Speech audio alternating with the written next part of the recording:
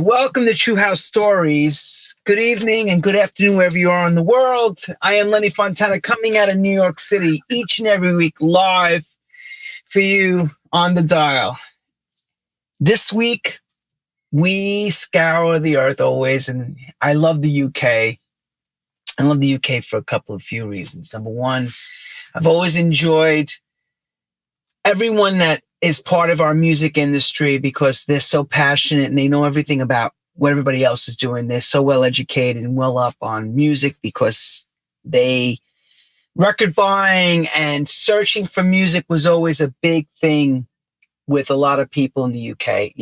Going to record shops and stuff was like key moment every weekend for people that would stop in London, for example, or went into Manchester in some of the shops, and they would scour looking for these obscure records and sometimes these underground producers or underground artists that necessarily are not your pop, Janet Jackson or Madonna-ish stuff.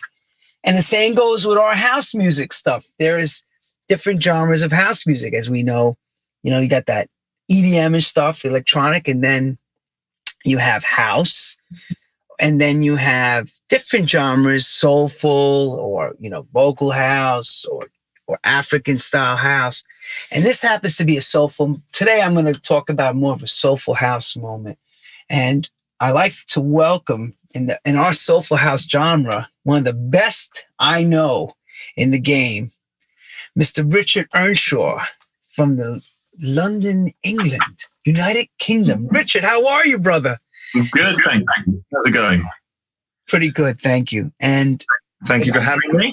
Thank you for actually agreeing. We're so many months ahead of schedule that we have to go. I got to go back to November and ask him, can you do May? And he said yes. And we're so proud to have one of the best muso, remixer, producer, DJ, mastering engineers that I know in our game. He is really great. And I remember when he started having these records come out on Sulfuric, and it was just mind-blowing that this guy was doing these jazzy chords and it was just sultry. You'd hear it and go, wow, this guy is the bomb. So welcome, my brother. Welcome. And that's a long time ago, but we're now here to forward. He's going to tell you everything he's doing. So, first thing I want to ask, as I ask every participant that's came on this show, how are you doing since we've been in lockdown to now? How are you coping? Where are you up to in your life? Well, I suppose, like many, it's been quite a troublesome sort of 14 months or so. There's a real kind of positive, negative pendulum, I think, that's been sort of swinging away through the year. When it all started, it was we were lucky we had a incredible spring weather, so it was beautifully warm. So out on the bike a lot and just enjoying essentially just a massive summer holiday, and still being productive and still being busy in the studio.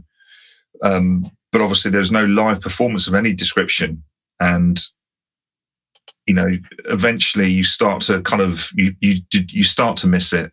And then you realize how important it was as a process, as a part of the music making process, the expressive nature of music. I can sit in the studio all day long, every day, every week, every month, and making records, but they only really come alive when obviously you hear them being played in a live in a social environment, or you get to play them yourself.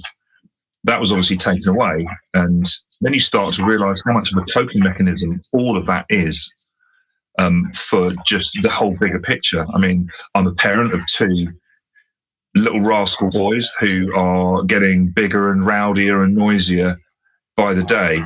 And, those very precious moments of waiting for the plane, or sitting on a plane for a couple or few hours, that decompression period where, where some would go, oh, it must be really lonely traveling on your own all the time. But actually, that's where I would sort of re-energize myself, is where I'd have time to think. I'm surrounded by noise. I make noise for a living. So when I get in the car, the stereo stays off.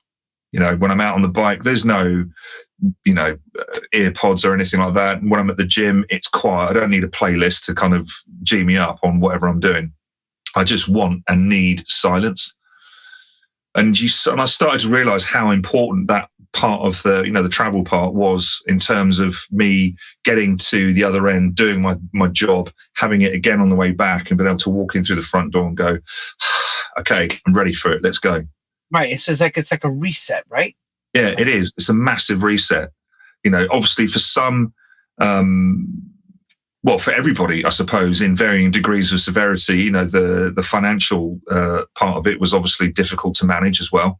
Some more than others. I mean, I'm lucky that I've always considered myself to be a musician and producer before a DJ. Because we'll get into that in a moment. We'll get into that in a moment because we're going to want to know about that. Well, we're really going to get into that. But I know what you mean. I totally know what you mean.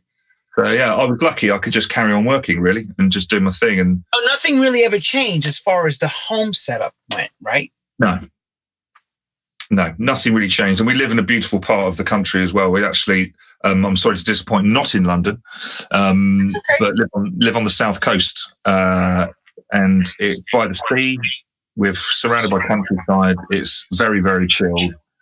It's very close to London. It's only an hour and a half away. So, still as a Londoner, I need to be close enough to be able to just jump in the car and go, gosh, I'm back on home turf kind of thing. Metropolitan, here we come, right? Yeah. So it's, so we've been very, very lucky. It's been sort of pandemic through rose tinted glasses, I think, for us. Definitely. So, hey, I bless you all. I mean, my heart is with you guys. Always been, since the beginning of my career. Yeah, it's been tough, really, really tough. It's been tough enough for me in a what I would consider to be a very fortunate position. So it's always trying to remain mindful of the fact that there's other people that need help and support that are not in as a privileged position to have space, for example. Yeah. as soon as that we were sort of after the first lockdown last summer, as soon as we were allowed to socialize more, so a lot of my friends in London, it's like, look, get out of London, come down here, enjoy the peace, and listen to the sea, have a beer. Just to give them like that reset, that you mentioned, is just to get away from the sort of almost the incarceration of the luxury apartments in big cities, So well, it's you're blessed to have a family surrounding, so you're never been alone. And I've spoke to a lot of people who are alone. That's the tough part of it, being not able to go meet anyone and then be living alone. I'd say there's a double-edged sword to that. So you're absolutely right. When you've got the support network of your partner and or your children, if you have children, it's been brilliant. So my mum is on her own, and she's done the whole thing on her own. And she was finding it difficult at times being on her own. I was phoning her up most days. How you doing? Da, da, da, da. But one of the advantages that perhaps she hadn't really figured out, when it was really starting to get just a little bit oppressive, the constant doom and gloom, the bad news, the stats, all the, I was like, well, you're really lucky, Mum, because you can just turn the TV off. You can choose to turn all of that media off and just be in your own little bubble and look after yourself and keep yourself busy, tend to your herb garden, do this, do that, blah, blah, blah. And she was like, I never thought of it like that. I can actually switch off to all of this media sort of sensationalism of the whole thing. But when, children are asking, why can't I see my friends? Why am I not at school? All that kind of stuff. And it's constantly there. You can't switch off from it. So it got to a point where I was like, right, guys, we're literally not turning the TV on now. I don't really care what Boris has got to say for himself. We're just not listening to it, not watching the news, not reading the news. It's a lot better for us in terms of our mental health and our well-being to just not be constantly like zapped with all of this misery and bad news all the time. Because it was really it was getting everyone down. Know loads of people that did the same things. Like, I just can't do it anymore. TV's off, bosh, that's it. Now let me give you our side. You ready? So up to the point of January 6th, and, we had that whole thing happen. All of you watched how the Capitol was oversacked with people from the Trump parade that he had, that whole thing. It was every day. You just turned the TV on for sensational TV. What did he say? No. You just be watching, waiting for some crazy shit to come out of his mouth. You go, no, he didn't say that. No, he did say that. So it's kind of strange now that we're in a time where you don't hear about anything coming out of Washington. When it feels like the same thing about the mask. Wait a minute, I'm not supposed to wear a mask no more? Wait, that doesn't feel right. It's like being naked. It's like anything we're dealing with. So yes, I know what you mean. They got to a point, even on this side of the world, that we were saying, God, just shut the TV off, because you get to a point you just can't. And then Facebook, you get like the roll call. It'd be like a roll call. I'm alive. This person's gone. Oh shit, this one died. Oh no, this DJ died. This one's sick. So you can't get away from it. You have to just shut everything down, like put the phone away. And some of us are too locked to our phones and digital media. It's hard to say, okay, I'm not going to do none of the social media anymore. You can't. Mm-hmm. In our world, especially, as much as we do what we do with music, 80% of our work is the social media now. Besides what we're, feeding it. It's like the petrol is the music. The petrol's the music. But the machine is social media, because that's what keeps everyone locked into you in your fan club. But it's just been like, I started looking at Facebook. I wanted to burn it. It was like at a point, you just got, this thing doesn't have any good news. It just never has any good news. It's like always got bad news, Anyway, thank you again. Here we go. As we know, you're a museo. I know how, in depth you are with your music. So as a young lad, how does music find you? Or how did you find the music, we should say? Well, I was brought up in a very heavily musical environment. So my dad was a very gifted musician, as guitarist, and a sound engineer at the BBC. Oh. My mother was, until the pandemic, still performing as a soprano at the Royal Opera in Covent Garden. And she's been there for, I think, about 700 years by the look of it. So I kind of, I'm pretty sure that there would have been music playing when I was born. It was just straight into, there was always music everywhere. And I started playing the piano when I was 7. Not voluntarily, I might add. I really wasn't very cool with the idea of having to do piano practice and have lessons every week and work towards exams and all that kind of thing. But, it was one of those sort of parental obligation, I suppose. They did so much and they're like, all we're asking for you to pay us back for everything that we do for you is just to do this little thing. And my mum was always like, you'll thank me one of these days. Mark my words, the finger will come out. You'll thank me. You'll thank me. And, it's really, really annoying. She was right. So 7. We must all thank your mother for putting you through piano. Thank you. Look, hopefully, if she's watching, thank you. It was conventional sort of classical training on the piano right through till I was about 15, I think it was. And then I sort of, the maturity level sort of leapt. And so my performance ability leapt in terms of not so much the technical side, but more of the emotional and sort of performance interpretations of what I was playing. And then I was under scrutiny from piano coaches saying, no, you don't want to interpret it like that or play it like that. I was like, hang on a minute. I'm playing all the notes in the right order. So surely the interpretation is my input. And they were kind of, yes, it is, but no, it isn't. So I was starting to sort of dive a little bit more into expanding my knowledge of harmonies and tampering a little bit with modes and jazz and all this kind of stuff. And more importantly, improvisation. I was like, well, I've got all of these notes here. Surely I must be able to play any of them in any order I like, more or less, and create stuff, you know. And at the time I was heavily into, going down into the West End of London and piling into some of the music shops and looking at all this new technology that was starting to sort of filter through to a more affordable consumer. I'd say what we're talking about, sort of 1988 and 89. So I'd have been 14, yeah. And it was brilliant. I was just making beats and I was like, wow, it's making noises and I'm doing things. Then I'd start to play sort of more jazz-inspired chord structures and melodies.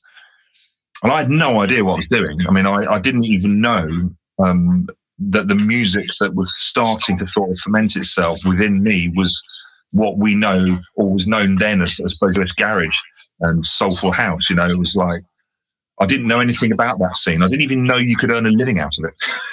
Can I ask you something as well? From the piano instruction, what were you trained under? Was it classical music for the start of it, or was it jazz improvisation? It was classical. It was conventional classical training from the get-go. And then I chose to sort of swerve and maneuver away from that because I wanted to explore a more creative side of playing. And I was really getting into writing music and familiarizing myself with arrangements and the technology, synthesis. So from there, I developed that, and then through college, and I went to university, did a music degree, and I was, my dissertations were all on synthesis. I was really heavily involved, and I started to feed off from my dad as well on the sound engineering side of things. So okay. I was just harvesting all this stuff, Yes, one more time now, because I'm also classically trained. This is the question now. Jazz improvisation, blues scales, and all that, was that all learned in college years, or you picked that up as you were listening and just starting to figure out? Purely by ear. Because I got to a certain stage, I think, and I was able to then study the books, because they were books back then. There was no let's Google jazz. Yeah, right. What's the best one? Learn piano in 3 weeks or whatever it is. YouTube how to play jazz chords. Wait, no, there was no such things like that. No. Oh, so I had to, I was buying and reading books, but I'd acquired enough knowledge of the theoretical side to understand what it was I was reading. Gotcha. So then it was just a question of putting it into practice then. And I was having a brilliant time. I was exploring all this sort of new territory as a performer. As a musician, as a writer, a producer, I was doing my sort of my GCSE music. So when I was 15, 16, my compositions for my music was all done on a 4-track cassette machine, and just layering stuff, beats, noises. It was just a constant exercise. And then you'd be like, if I do any more, the quality is going to get so bad they won't be able to hear anything at all. So it's like, start again, new tape, right, let's see where we can, layer things up slightly differently. And it just, the whole thing excited me massively. I was like, I don't know how I'm going to do it, but basically when, I've gone through, I wanted to go to university, not just because I wanted to continue with my musical training, but I also wanted to just leave home and just get out there on my own and see what the world was doing, Right. So, and throughout the whole process of my education, so from about, I would say 14, 15, I was like, I'm going to do music for a living as a career. I don't know how. Bold move. I'm just, when I get out of that door, when I get my scroll and my silly square hat, saying, well done you, I'm going to go, right, I'm just going to do it. I don't know what it is. I don't know how.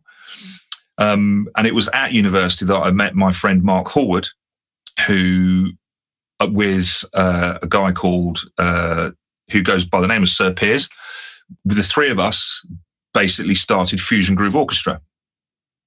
So straight out of university, myself and Mark were, coming out of doing all this properly hectic music stuff. And we met Piers in a pub because I moved out of London down to the South Coast because Mark was like, yeah, you got nothing in London to keep you there, have you? You may as well just move down here. It's wicked. I was like, all right, great. So I leave university. I tell my parents, see you later. I'm going to leave London. I don't know what I'm doing. And they were just, I suppose they were there by silence. They were supportive. They were just like, well, he's got balls, so let's just encourage him to see what he does and what happens. And so Fusion Groove Orchestra happened, and I was like, I'm loving this. Beats, crunchy beats, jazz, vocals, songwriting, actual songs, all this kind of stuff was all coming together in this melting pot. And then I was like, wow, there's an actual scene for this. There's an actual scene for this stuff. And I was starting to hear names like Louis Vega, Kenny Dope, Masters of Work, David Morales, Tony Humphries, Lenny Fontana, all these guys. And I was thinking, wow, how do they do what they're doing?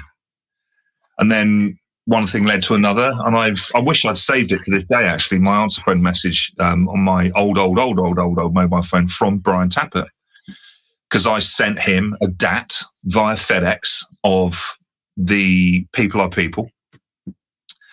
And he phoned me up and he said, yo, we got to work this record, man. This is it.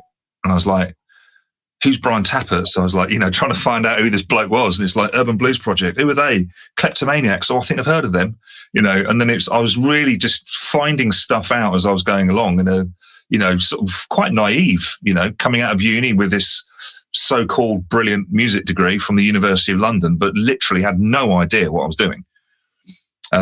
So I was properly learning on the job. And then, I know it's cliche, but the rest quite literally is history. When People Are People came out, and suddenly I was sort of scraped off you've just come out of university and then thrown into the sort of right to the, not to the top of the pile by any stretch, but certainly managed to sort of leap a few rungs up very quickly. And then the pressure's on. It's like, right, okay, so I've made this record that's sold a massive amount. I've got to keep it. I've got to be consistent. I've got to keep doing this now. Don't want to be a one-trick pony. So was this the first commercially available record ever from you? First? It was the first one as Richard Earnshaw. Got it. So before that, we had the Fusion Groove Orchestra stuff. I think we the very first one was a cover of If Only I Could, which was licensed to Defected about 4 years ago. And then we had The Dream, which there was a double pack of that. We did a couple of good remixes for Slip and Slide. There was one we did for Peppermint Jam as well, which is Roshan Murphy.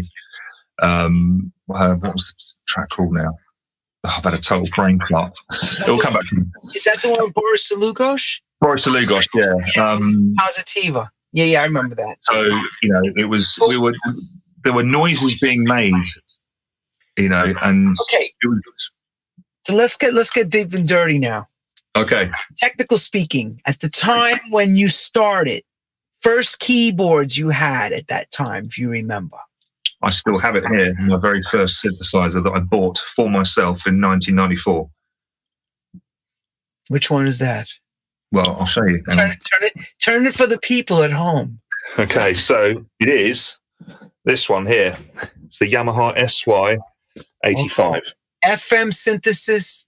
FM synthesis. Yes. It was just, I did have like a really crappy one before that, but that was the first one I bought, which was like proper. I felt like I'd achieved my dream when I was, a 12-year-old kid in those music shops playing on these synthesizers that I had no idea how anybody could afford. And then exactly right, because you would see 3,000 pounds, 5,000 pounds. It's like you're going. Yeah. So I got that one. I was like, I've got an actual keyboard. It's got a built-in sequencer. Sorry. In fact, if I just pull this out. This is the kind of reason why we Right, here we go. This is going to be one of those things. Everyone, show it. Right. That What is that? That is a cassette of Y85 demo tape. Yeah. So on here are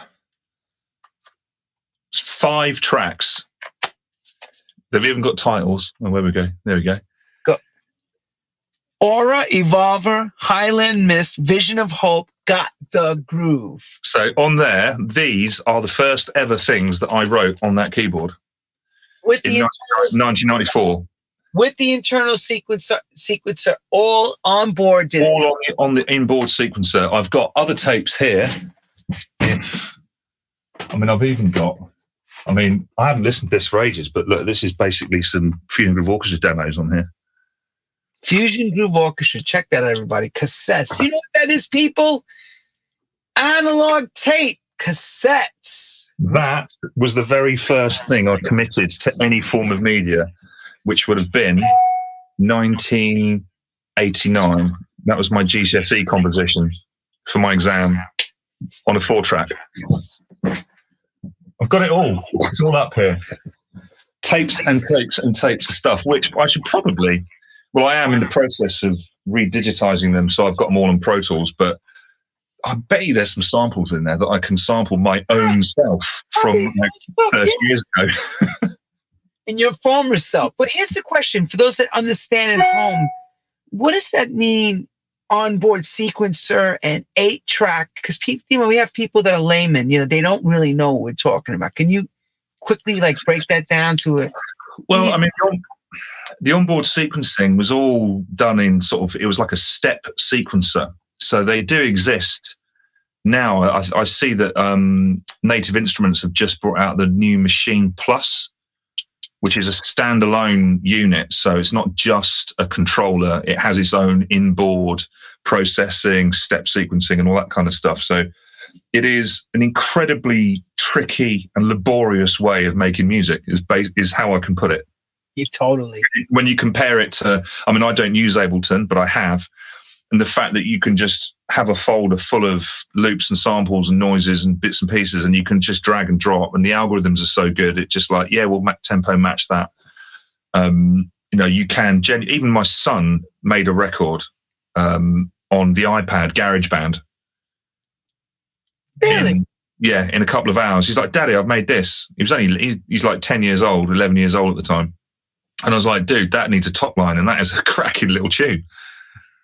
It's even though it's very easy to, as the older generation of the producer, it's very easy to go, kids these days don't know how easy they've got it. In our day, we had to spend £1 million and, we had to stripe our tapes so we could record vocals and sync to this, and MIDI would do that, and the synths would blow up and everything was out of tune. And it's amazing we ever made records with all the stress that we had trying to make records.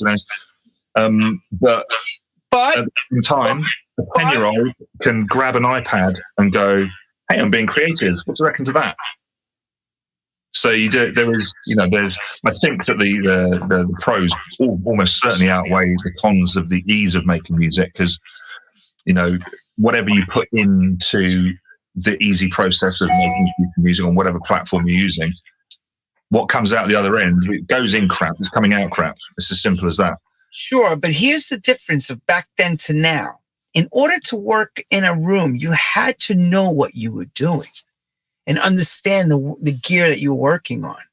Whereas a laptop, like you said before, this YouTube generation can quickly watch a film, and next thing you know, they're making everything what we call band in a box. But back in those days, striping tape, knowing how to get sounds right, you had to know what you were doing to make it right. And it was only a few that knew how. And I'm not going to say a few, it was more than a few. But comparing to now, there's tons of people, bedroom producers, making music. Doesn't mean it's good, but they're making it now because of that. I think it's great that the accessibility of music making has opened up the doors to. I'm trying to think the best way to phrase this. I want to say less privileged, but in 1980 whatever, you had to have invested a colossal fortune into buying the equipment to be able to make music. That didn't necessarily make you a great musician or producer. You just had money, essentially. Whereas now, those that are only able to buy a laptop and just get some software and to do stuff, but they have proven themselves to become incredibly gifted producers. Sure. That perhaps 25 years ago, 30 years ago, they would never have had that opportunity. So I think it's important to recognize that even though music has become easier and more affordable to make, it has also, as much as there's a lot of shit out there as well, let's not, gloss over the fact that there is a lot of badly executed music. I'm not saying creatively, because that's a subjective matter, but just, no, that sounds awful. It just sounds bad. But on the flip side, it's allowed some people to literally come out of nowhere and make some absolutely fantastic music, for less than $1,000, So now, software, Bosch, there you go, got a new track, and you think that is awesome. Here's the next question about this. Your dad being a BBC engineer, you said, or technician? He was a sound engineer. Sound engineer. So I'm going to presume that he worked on the Neve consoles, because I remember BBC had Neves and stuff, or, high-end stuff there. They had Neves, SSL, and custom-built stuff, crazy business. EMI consoles from the 60s, like the Beatles on and that stuff. Did he give you pointers as you were coming up as far as the sonic, fundamentals of mixing and engineering and stuff? Or you just picked this all up because you're around it? I used to take the odd trip down to the BBC and watch him work. But a lot of it was it was all about patience. It's like you've got a good ear, use it. And that's something that has resonated with me since year dot. It's even now when I speak to people, sort of the next generation or two. I forget that I'm actually quite old now, and there are people coming through the ranks, sort of 25 years my junior, and a lot of questions. The great thing about social media, sharing some actual useful information. How do you get your sound? What do you do here? How do you do that? And more often than not, it's like, just be patient with your craft. If your motivation is to make a piece of music as quickly as possible and get it out there as quickly as possible, to try and get that chart placement as quickly as possible, to get gigs so you can fill your social media with pictures of yourself at festivals as quickly as possible, then I'm really not the person to be talking to.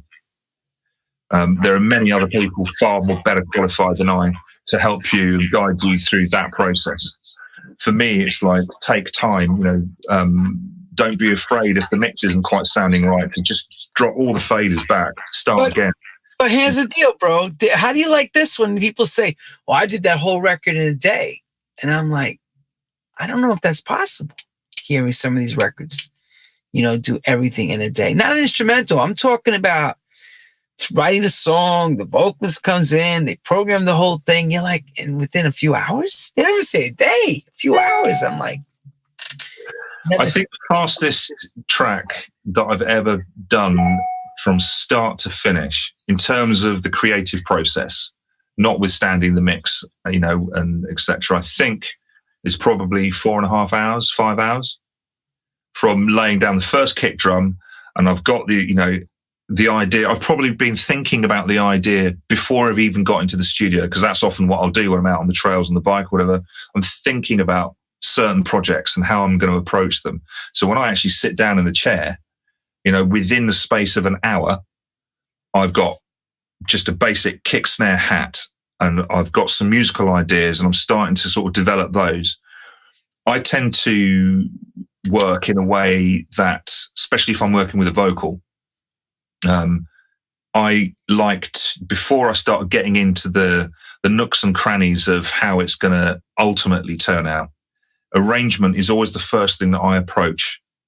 So I keep it really, really simple to start with, and I map it out. So, I've got to start, middle, and an end as quickly as is conceivably possible.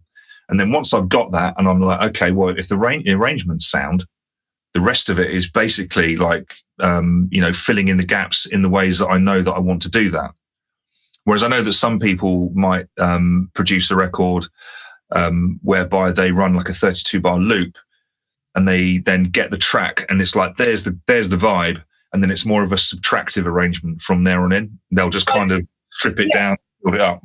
But it seems like sometimes like they're really proud about how fast they got it done more than who cares? How I look at it is, who cares how long it takes? It's what the end result is going to be. Like it doesn't sound great when you hear the ending.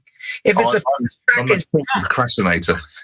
Yeah, I mean, I can't see you telling me, 4 or 5 hours with mix and all done, goodbye, and you feel very confident and relaxed that, hey, what I'm going to put out there is going to be perfect for the times. I mean, I've pulled records back because of that. I don't feel comfortable personally.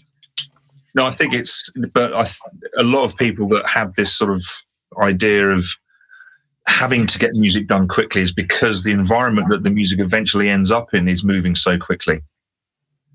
And it's like keeping up with the Joneses. It's like, oh, well, if people are only buying records on download platforms for a period of, 2-3 weeks, or if the support I'm only going to get for a week, or then the Spotify thing, the blah, blah, blah, the constant pressure, they feel it's like, well, okay, I've just got to get this music out as quickly as possible, as fast as possible, bosh, bosh, bosh, bosh, bosh. And it's, that I just don't, I can't subscribe to that sort of method in the same way that even as a label, we don't, we put very little out, but what we do put out, we make sure performs to the very, very best that we can get it to perform, because it's best for everybody. It's best for the songwriters. It's best for the session musicians that have performed on it. It's better for the artist, the label, the vocal, it's better for everybody if something really digs its heels in and you work it over a longer period of time. If you start releasing, like 5 million records a week, that really only serves the label, doesn't serve anyone else, in my opinion. Because the label is getting all that money in, and it's getting its 50% or whatever percentage of it it's getting. And the 10 different records or 12 different records that have been released that month, then you take that money and the share of it that's due to the artist and then divvy that out to probably 30 or 40 or 50 people that have been involved in the process of making those records. Then you've got to think to yourself, right, okay, that's not great, is it? Right. But we really try to create space and to release music and keep, we explore lots of avenues with music, the synchronization of stuff, all these other bits and pieces. And for that to happen effectively, you have to have the headspace and the time to actually do it. There's only 2 of us that run our business. So, we have to be mindful of the fact that, when you've got kids running around everywhere and, when they get to the age that they're at and it's swimming clubs, football clubs, tennis clubs, mountain biking, scooters, skating, it's just like, the amount of headspace that you've got, everything gets written down. I've got to-do lists full of to-do lists. You mean the juggling routine, basically? Oh, plate spinning of a major way. Victor Simonelli says it so well. He says, you feel like the juggling clown at the circus and you're holding the dishes and you're going like this and someone throws you something else and you got to go, it's like, okay, don't let everything fall because everyone's going to laugh at us. And that's what we try not to let happen, Yeah. But I mean, just to, just to kind of cap off the pace of everything, I genuinely believe that the scene, the music scenes, various genres, I think would be so much better off if people slowed down a little bit, took the time, enjoyed the process. I love mixing and spending, couple of days mixing a record. I love it. Finding out all those annoying little things that you can often find. You might grab a clap off an old sample. I've still got my, I don't know if you can see it down there. I've still got my old Emu sampler down there. I still use that for a lot of sounds. And then when you listen to it in a room that's treated and all this bit, you go, wow, how has that clap got like this huge, muddy, mess of 30 hertz going on down there, and it's systematically going through each part, you know. And then you might end up, just because you get really excited one afternoon, you've got like 5 or 6 hi-hat patterns. And you think, why have I got all these hi-hat patterns? And then you think, do I get rid of some of them? Or do I just see if I can get them to blend? You know, do I put a little bit of mid-side EQ on this one and just let that give the impression that it's a bit wider? Or do I do a bit of panning? And, you know, I love the sort of the intricate nature and the detail. The devil is in the detail.